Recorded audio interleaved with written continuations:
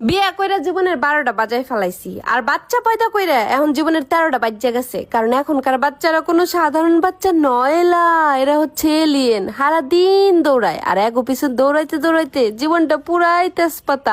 কারিনার মতন চেহারাটা আমার সকিনা হয়ে গেছে। আচ্ছা ভাবি, আপনারা নাকি 12 ভাই বোন, ঘটনা কি সত্যি নাকি? অরুণ ভাই, আপনি ঠিকই শুনছেন। 8 বোন আর 4 ভাই আমরা। ছেলে হোক মেয়ে হোক, দুটি সন্তানই যথেষ্ট। আপনার বাবা মা এতগুলো বাচ্চা নিল, আপনি কিছু বলতে পারলেন না? অরুণ ভাই, আমার বলার কোনো সুযোগ ছিল না, কারণ আমি সবার শেষে হইছি। মেয়ে মানুষ জীবনে কোনোদিন ভুল স্বীকার করে না। কে এগুলো ভুল স্বীকার করে না? সারা জীবন ভুল স্বীকার না করলেও এটা ভুল ঠিকই স্বীকার করে। কোনটা রে? ওই যে কয়, তোমাকে বিয়ে করে আমি জীবনে সবচেয়ে বড় ভুল করছি। আচ্ছা বলো তো, বিয়ের পর ছেলেরা সর্বপ্রথম কি জানতে পারে?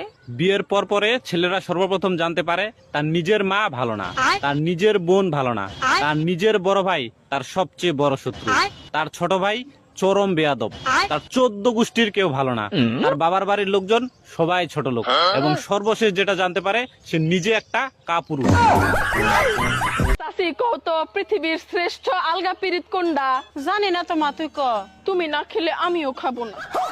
জানোয়ারের ভিতর সবচাইতে বড় গলার অধিকারী হলো জিরাফ। যে শালা লিখছে ও শালা অবিবাহিত, বিয়ে করলে আর লিখতো না। তাই নাকি? তাহলে তুমি বলো কোন জানোয়ারের গলা সবচেয়ে বড়? তুমি বাদে সবাই জানে, যে কারো কাছে জিজ্ঞেস করে দেখো। ভাই, এক প্যাকেট সিগারেট দেন তো। এই নেন আপনি সিগারেট। কি ব্যাপার, সিগারেট গাউতে কি লেখা আছে?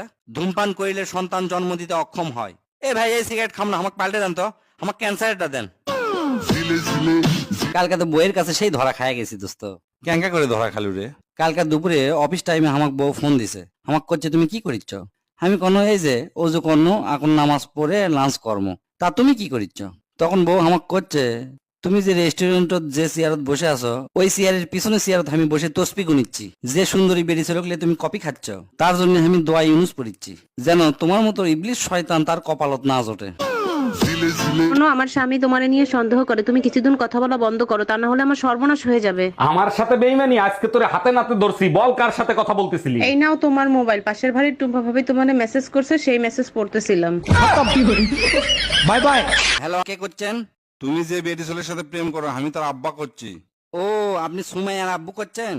না, তাহলে কি মিথিলার আব্বু? তাও লয়। তাহলে নিশ্চয় স্বামীহার। তাও হয়নি। তাহলে মৌমিতার আব্বু। থাক, তোমাকে আর চিনা লাগবে না। আমি তোমাকে ফোন দিন এই কারণে, তোমার গার্লফ্রেন্ডের বিয়ে ঠিক করে ফেলে দিছি, তার বিয়ে বিশেষ ক্যাডারের সাথে। তুমি ওকে ভুলে যায় সুজন। আঙ্কেল, আমি তো সুজন লয়। ও, তাহলে মেহেদি? না আঙ্কেল, তাও লয়। ও বুঝছি, তুমি তাহলে দুলাল। জি না আঙ্কেল। তাহলে নিশ্চয় রাসেল। থাক আঙ্কেল, চিনা লাগবে না।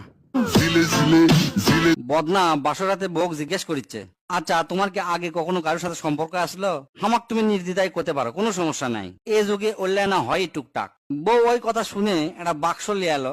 বাক্সের মধ্যে 5টা চাউল আর 70 টাকা আছে। তো বউ 5টা চাউল দেখে করছে, যখন যে ছেলের সাথে আমার সম্পর্ক হয় এটা করে চাউল আমি থুই। তো বদনা 5টা চাউল দেখে করছে, না এটা কোনো ব্যাপারই নয়, মাত্র 5 জনের সাথে তোমার সম্পর্ক, এটা হতেই পারে, কিন্তু এই 70 টাকা কিসের? তো বউ করছে, 1 সপ্তাহ আগে 1 কেজি চাউল বেচছি 70 টাকা দিয়ে, এই 5টা চাউল বেচতে পারিনি। বদনা এখন জিয়াউর রহমান মেডিকেল কলেজের হাসপাতালের বেডত শুয়ে থাকে, নার্সক জিজ্ঞেস করছে, আচ্ছা নার্স, 1 কেজিত কয়টা চাউল থাকে?